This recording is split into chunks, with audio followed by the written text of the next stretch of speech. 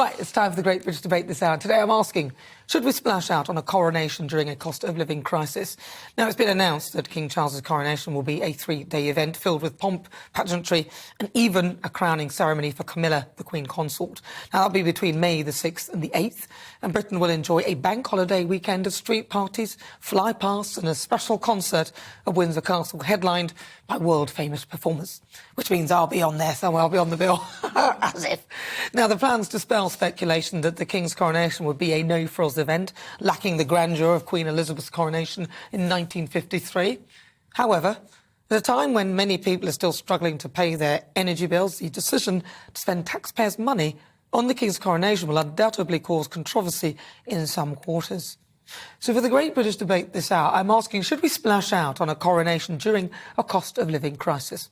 Well, to talk about this, I'm joined by aristocrat and socialite Lady Victoria Hervey, former royal butler Grant Harold, former Labour MP Stephen Pound and royal commentator Michael Cole. Right, Michael, I'm going to start with you. So this is going to be a very glamorous coronation. Is it worth spending the nation's money on such an event like this? Yes, because it's very, very rare, Nana. You have to remember that there have been more solar eclipses in the last 200 years than there have been coronations. The last one was 70 years ago. I was 10 years old at the time, and I remember it vividly. And that was a tremendous worldwide event. And this is going to be a tremendous worldwide event too. It will command the attention of the world. And we don't know how much it's going to cost. But if you, shall we take the London Olympics of 2012, that cost £9 billion. But was it worthwhile? Was it value for money? It certainly was, because in terms of soft power, popularity, prestige, call it what you will, it was a tremendous boost for this country. And even in a normal year, the royal connection is calculated to bring £4 billion into our economy. People love this. They love to come here. They love to bathe in the history of the past. And it's not fanciful for that to happen because it's rare, it's unique. The last king of Egypt, King Farouk, said before he was overthrown that in 100 years, there'd only be 5 kings left. The kings of hearts, clubs, diamonds and spades, and the King of England. And we are going to see the King of England, Charles III, crowned, and everybody, including those who are living through straitened times, will be enjoying that. And I think it is a time for celebration, and we will all join in. OK, well, let's see what Stephen Pound has to say about that. I mean, should we be spending money? Cost of living crisis, people are pretty strapped for cash. Look, we do things properly in this country, or we don't do them at all. And I think we actually have to do this to the way that we've always done it, to a very, very high standard. But what fills me with toe-curling, tooth-grinding, butt-clenching horror is the proposal that this dignified, solemn, actually theological occasion is going to be imbued with choirs representing LGBT groups, all sorts of other groups. Look, the point being, if you're going to try to have a coronation that tips the hat to every single community group, every single nationality, every single every single identified group in the country, that way lies madness. The point is that this should be a celebration for the country. We should all be actually going up to actually support this. He's trying to show that this is a diverse country. Lady Victoria Hervey. We don't need this to prove it. So what do I think now about it? I think it's right. You know, they should be able to splash out. Like, this is a once in a lifetime thing. This is not like something like, you know, happens very often. Yes, people are kind of feeling in the crunch right now, but there's some people that are so against it. Give them back their £2 each or whatever it will cost, you know, if they're that against it. But I think it's definitely worth it. You know, England, we are known for really putting on the best show.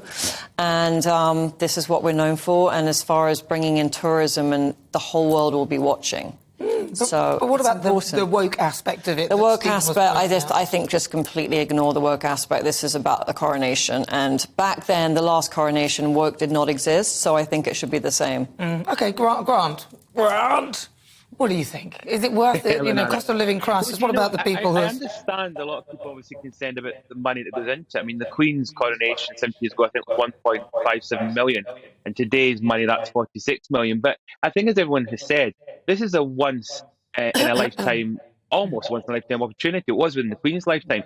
So, with coronations, they don't just happen. And obviously, there's a lot of planning, organisation goes into them. So I think for this kind of event, it's money well spent. There's other things I'm sure that money spent on that people got upset about, quite rightly. But with this kind of thing, with a coronation, we should do it right, because that's what we're good at. And the king, I should quickly mention, known him obviously personally at one point, he's not somebody that likes waste. That is an absolute fact. And I can assure you that every penny he will make sure that it's accounted for. Do you think? Yeah, but what is the argument that a lot of people are struggling right now? And they might look on that and think, well, if the country's got money, then we should really be going to the general public and into their pocket. I mean, what about that argument, Michael? You said it's a big event and everything, but what about for those who are really struggling at the moment to see such a pomp and ceremony? Well, if you go back to ancient Rome, the ordinary Roman citizen, what did they enjoy? Bread and circuses. Well, there's plenty of circus going to be surrounding this coronation. I don't disagree with my dear friend Stephen Pound, fellow Fulham supporter. We all have our crosses to bear. This is essentially, it is the heart of the monarchy. It is a spiritual occasion. That is the essence of it, the anointing of, by the grace of God, King Charles III, defender of the faith.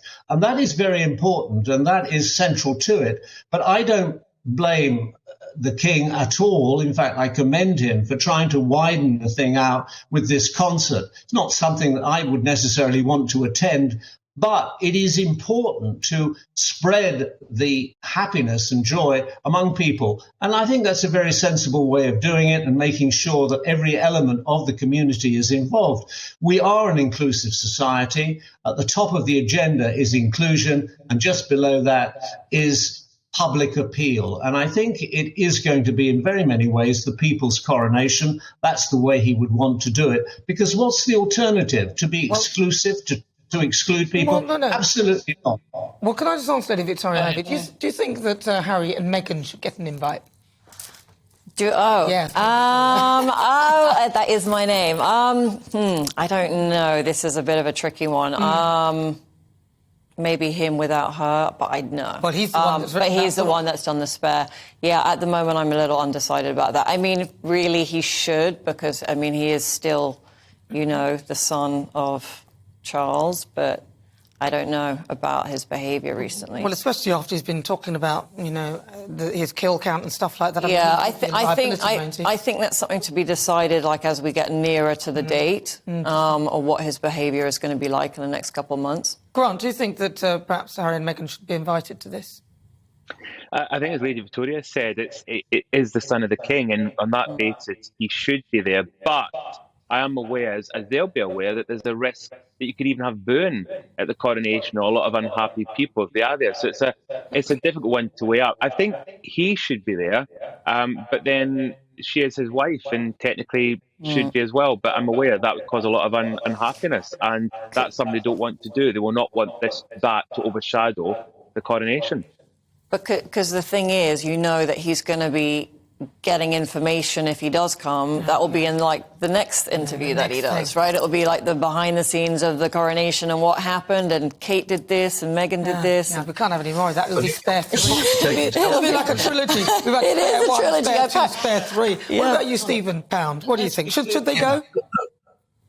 Interestingly, 1953, which I remember fairly well, the Duke of Windsor and Wallis Simpson were both turned up for the royal wedding, but neither of them actually attended. So the Duke of Windsor actually showed some dignity about that. Look, I mean, obviously the fact is that Fulham are at home to Leicester on the Saturday, has some bearing on this particular matter. But look, I think he has the opportunity to actually be very serious about this and say, this is not about trying to appeal to sort of granulate every single tiny, minute section of society. Just to say, this is something that brings us together. I think if he talks about having all these individual little special interest groups, he's actually disaggregating. He's breaking down the uniformity of society, and he's making a terrible mistake. So do it by all means. Do what we do best in this country. We do brilliant pageantry, but just do it at a lower level. Stop trying to appease every single special interest group. Just get on with it and do it. And there may well be. I'm the same age as Prince Charles, King Charles, can I just so ask I'm not going to be around for much longer. So there could well be another coronation coronation. I mean, obviously not involving me, you know, but in about Maybe 10 this years' one won't time. involve So you either. this is not So, possible. Stephen, yes or no? Should Harry and Meghan come to the coronation? Absolutely not. Cringe-worthy. As I said, the selfies will just be getting clicked all over the place. Right, lovely. Thank you for that. Lady Victoria Hervey, thank you very much. Yes, go for it. Last word. Let's be clear that they are invited. It's not a question of whether they. Well, should they come then? The king has played. So is the Duke of Windsor. He's played it terribly cleverly. He's made it clear that there is an open invitation to them. So that leaves it to them whether to petulantly refuse and look very, very petty, or to come and to acknowledge that family feeling comes first. And that would be a first step and an important step to a reconciliation. Because there's going to have to... Listen, we're running out of time. We've already gone over. I really appreciate these. It's so good to hear from you. Lady Victoria Hervey, thank you. Good to see you. Royal Butler Grant Harold, thank you so much. Former Labour MP Stephen Pound, and also Royal commentator Michael Cole.